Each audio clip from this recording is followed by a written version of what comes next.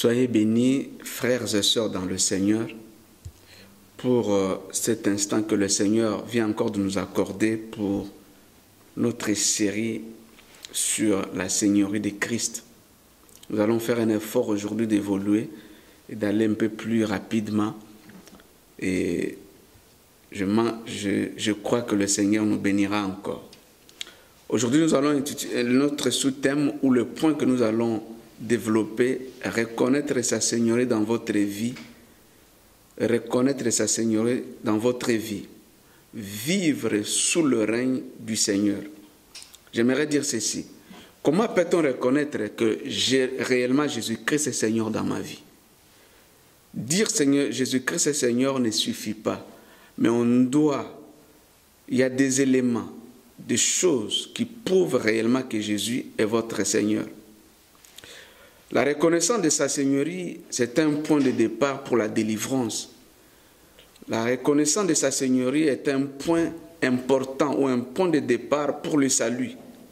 La Bible dit quelque chose, crois au Seigneur Jésus, tu seras sauvé.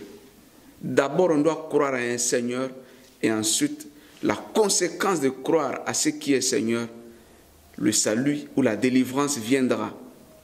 Mais quelques points que j'aimerais partager avec vous pour savoir qu'est-ce qui prouve réellement que Jésus-Christ est ton Seigneur. Quels sont les signes? Je répète, ça ne suffit pas de le dire ou de le proclamer, mais il y a des preuves qui prouvent que réellement Jésus est Seigneur dans votre vie. Premier point. On reconnaît que Jésus-Christ est Seigneur dans la vie de cette personne. Première chose, c'est lorsque la personne fait la volonté du Seigneur. Faire la volonté du Seigneur prouve réellement que le Seigneur est votre Seigneur. Dire Seigneur, nous allons lire quelques textes qui pourront nous aider à comprendre ce point, qui veut dire Jésus est Seigneur si je fais sa volonté. Dire Seigneur doit être conforme aux actes. Dire Seigneur doit être conforme à ce que nous posons comme les actes. Dire Seigneur doit être égal à nos actes. Lisons quelques textes qui pourront nous aider. Luc chapitre 6, verset 46. Matthieu 7, verset 21. Je donne deux textes. Luc 6, 46. Matthieu 7, 21. Qu'est-ce que la Bible dit au livre de Luc chapitre 6? Luc 6, 46. La Bible dit ceci. La Bible dit ceci, Luc 6, 46.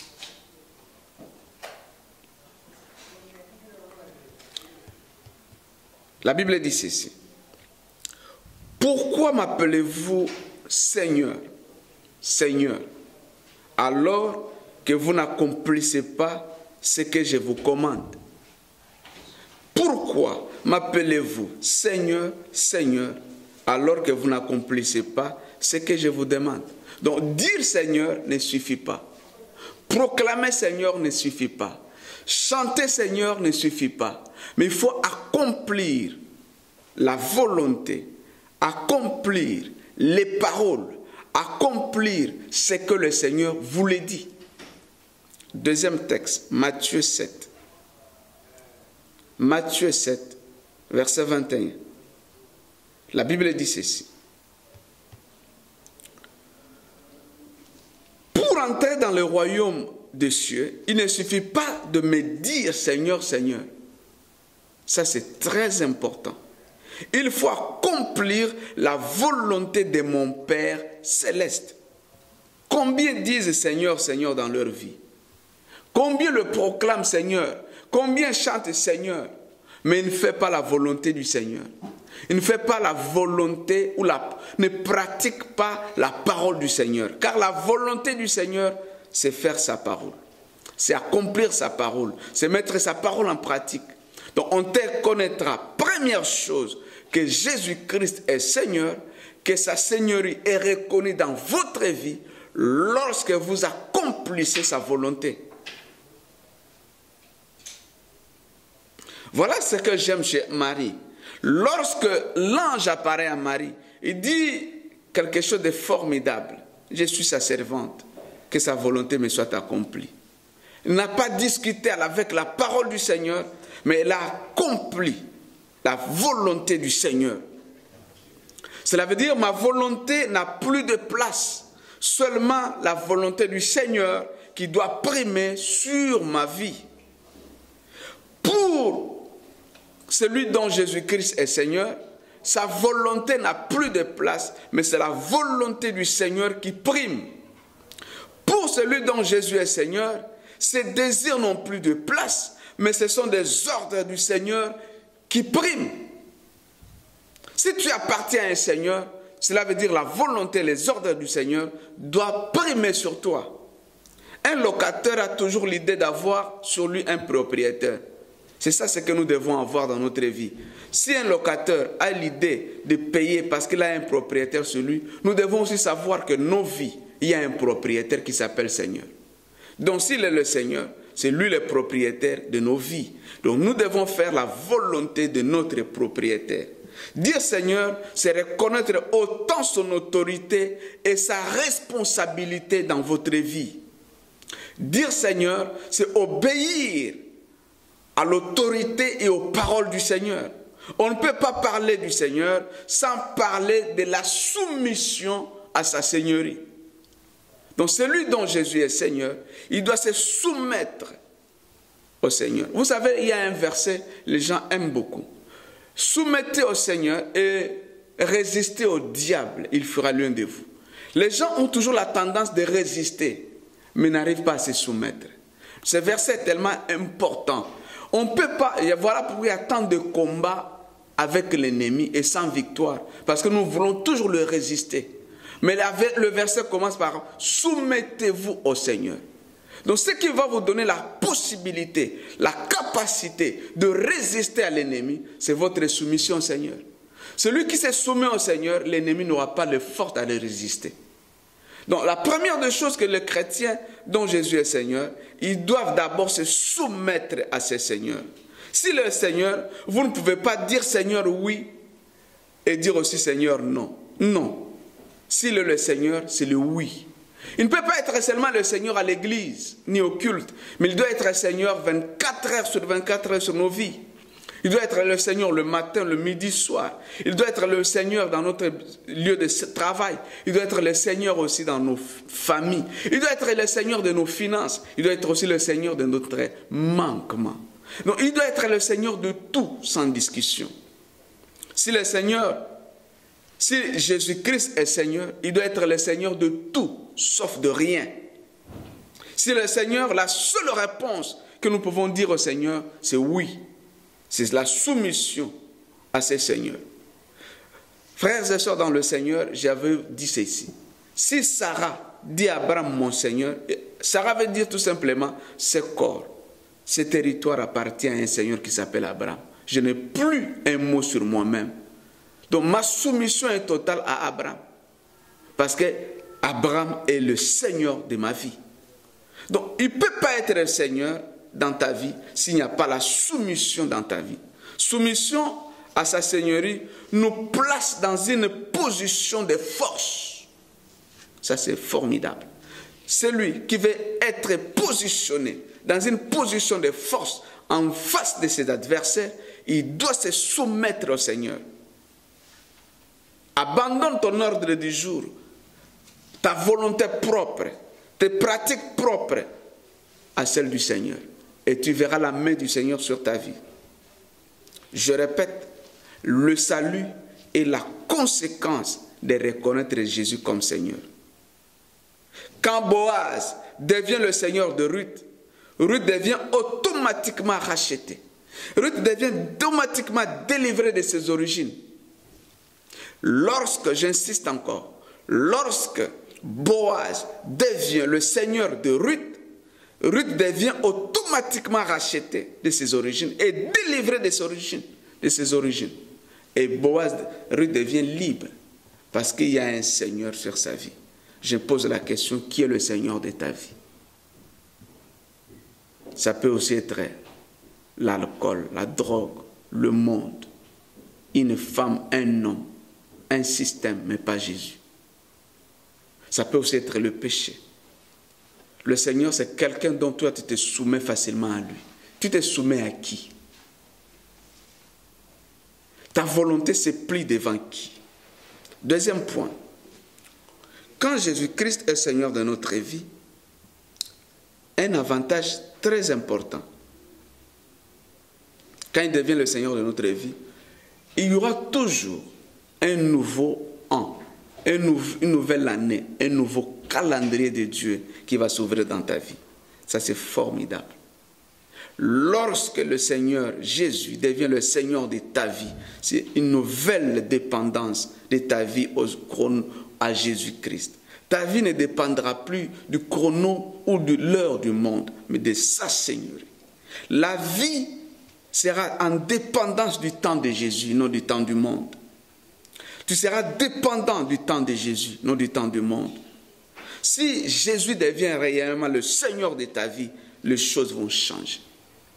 Nous allons lire un verset qui pourra nous aider rapidement pour comprendre ce que j'aimerais dire. Marc chapitre 11, 1 à 6. Marc 11, 1 à 6. Je disais Marc 11, 1 à 6. Premier point pour reconnaître que Jésus est Seigneur de ta vie, c'est quand tu fais sa volonté. Deuxième point, quand Jésus est Seigneur, ta vie doit sortir du contrôle du monde et dépendre du temps de Jésus. Marc 6, 1 à 11. Je ne vais peut-être pas lire tout, mais je vais donner seulement quelques illustrations. Marc 11. Ici, on nous parle de Jésus-Christ. On parle de Jésus, de son entrée triomphale. Je disais Marc chapitre 11, 1 à 6. De son entrée triomphale à Jérusalem. Et dans cette entrée triomphale de Jésus à Jérusalem, cette entrée était formidable. Mais avant que Jésus puisse entrer à Jérusalem, qu'est-ce qui s'est passé? La Bible nous dit quelque chose de très important. Jésus envoie ses deux disciples d'aller chercher un anneau dont Jésus doit monter au-dessus. Et lorsque Jésus envoie ses disciples, il leur donne seulement un mot. Lorsqu'on vous demandera qui vous a envoyé de prendre l'anneau, vous répondrez, le Seigneur en a besoin. Waouh! C'est comme je vais te donner un exemple. J'ai dit à mon frère, va dans le parking, tu vas trouver une voiture neuve, prends cela. Si on te pose la question, dis, le Seigneur en a besoin. Peu importe le propriétaire, mais lorsqu'on dira, le Seigneur en a besoin, ils vont le laisser. Il avait le même rôle. Cet anneau avait le même rôle qu'une voiture. Et lorsque les apôtres sont venus pour détacher cet anneau, les gens les ont posé la question. Qui vous a envoyé? La réponse, le Seigneur en a besoin. Et lorsqu'ils ont dit le Seigneur en a besoin, tellement le peuple de l'époque, ils connaissaient, ils avaient la culture, ils connaissaient qui était un Seigneur. Ils ne pouvaient pas résister. Donc, si vous connaissez que Jésus est Seigneur dans votre vie doit changer, doit sortir du calcul des hommes pour le calcul de Dieu. Et cet agneau sort du calcul des hommes, sort de la dépendance des hommes, sort des liens qu'il a été mis, mais pour entrer dans un nouveau jour, dans une nouvelle année de Jésus-Christ. Et cet anneau a été célébré de même avec Jésus parce que c'était le Seigneur, il a été sous calendrier du Seigneur. J'aime ça, c'est très fantastique quand Jésus-Christ est Seigneur. J'aimerais que quelqu'un puisse dire Jésus-Christ est Seigneur. Ah, je dis encore Jésus-Christ est Seigneur. Si tu le dis, que le Seigneur te bénisse. Pour terminer, je vais terminer par cet exemple pour dire comment Jésus, quand il devient le Seigneur de ta vie, les choses changent. Acte chapitre 9. Lorsque Paul a été envoyé, j'ai dit lorsque Paul a été envoyé avait une mission. Paul avait une mission, ordre de mission, de capturer, de détruire les chrétiens. Il était envoyé. Et lorsque Paul est envoyé, c'est pour détruire quoi? L'enseignement de Jésus. Détruire l'église de Jésus. Détruire. Frères et sœurs dans le Seigneur, ce que Paul faisait à l'époque, c'était publié dans les réseaux sociaux. Je pense que la plupart des chrétiens n'allaient plus fréquenter les églises. Parce que Paul détruisait les églises, ils arrêtaient les chrétiens. Si ce que Paul faisait à l'époque était en train de passer dans le Facebook, la plupart des gens les furent des églises. Mais ce que j'aime dans ce texte, malgré ce que Paul faisait, mais les gens fréquentaient l'église. C'est quoi? Parce que les gens de cette époque, pour eux, Jésus était le Seigneur. Quand Jésus est le Seigneur de ta vie, la foi va primer sur la peur. Je disais encore, quand Jésus est le Seigneur de ta vie, ta foi va avoir le dessus sur la peur. Mais si Jésus n'est pas le Seigneur de ta vie, c'est la peur qui va te dominer. Malgré tout ce qui s'est passé à l'époque, mais les chrétiens étaient actifs, malgré tout ce que Paul faisait. Et lorsque Paul arrive en cours de chemin pour aller détruire, la Bible dit, Jésus l'a rencontré en cours de route. Lorsque Jésus l'a rencontré, c'est formidable. Je vais terminer par là peut-être. Formidable. Paul tombe. Lorsque Paul est tombé par l'éclair, Paul pose la question, dit ceci. Qui es-tu, Seigneur? Jésus lui dit, je suis Jésus que tu persécutes. Autrement, Paul persécutait un Jésus né de Marie. Mais il ne connaissait pas un Jésus qui était devenu Seigneur. Tu peux persécuter Jésus parce que tu n'es pas encore ton Seigneur. Mais lorsque Paul a compris que Jésus qui lui est apparu est un Seigneur, Paul s'est soumis à Jésus. Laisse-moi dire encore à quelqu'un, celui dont Paul persécutait, il avait l'imagination d'un Jésus né de la chair, Jésus de Marie. Mais lorsqu'il la rencontre, un Jésus Seigneur, sa perception de Jésus change. Donc ce que Paul a combattu, Paul devient le prédicateur de celui qui l'a combattu. Paul devient le serviteur de celui qui l'a combattu. Pourquoi? Parce qu'il a compris que Jésus n'est plus ce Jésus de Marie, mais un Jésus Seigneur. Si le Seigneur de ta vie, tu dois te soumettre à lui. Merci beaucoup. C'est 15 minutes chaque samedi que je viens toujours auprès de vous pour vous dire sur la Seigneurie de Jésus. Il est le Seigneur. Lorsqu'il avait reconnu sa Seigneurie, il n'a consulté ni le sang ni la chair, mais il a obéi, il s'est soumis. Il est devenu prisonnier de celui qui l'a combattu, parce qu'il a compris que Jésus est Seigneur. Tu es en train de combattre Jésus, pourquoi? Parce que tu n'es pas encore ton Seigneur. Le jour où tu auras la révélation de sa Seigneurie, tu te soumettras à lui. Et tes désirs, ta propre volonté, se soumettra à la volonté du Seigneur. Que le Seigneur vous bénisse et qu'il soit le Seigneur de ta vie. Sois guéri parce qu'il est le Seigneur.